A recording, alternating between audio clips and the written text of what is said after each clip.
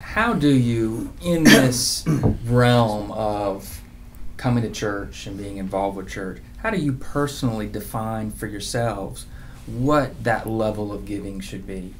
What that commitment, whether it be financial or service or gifts and presents, how do you define that individually? Well, for me personally, it's defined, and this always isn't easy because it's defined as getting outside of my comfort zone. That's how I grow. When I look back over the years, where I have grown the most spiritually is when I have sort of been pulled by God, I feel, in either in financial giving or in just stepping out in whatever capacity it is,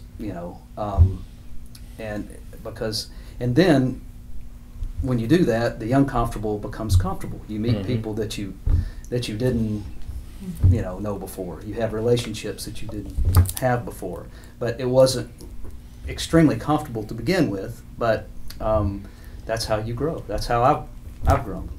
Well, it's like the financial giving, I would say especially too, we don't think about it in terms, a lot of the time, in terms of what's good for us. We think about it in times, the church is asking for money.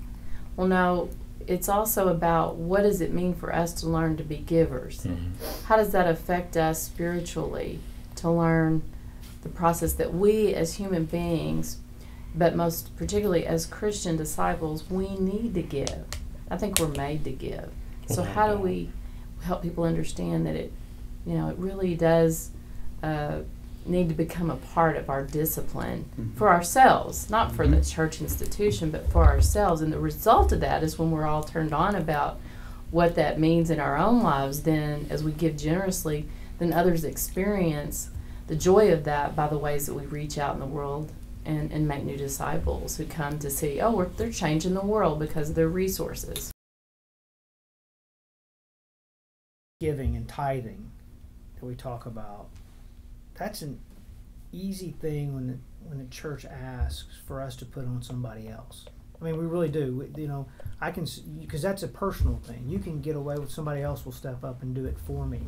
But if the church calls you to do something personally and you are kind of held more accountable to that, then you're more apt to do it. And it's probably the wrong.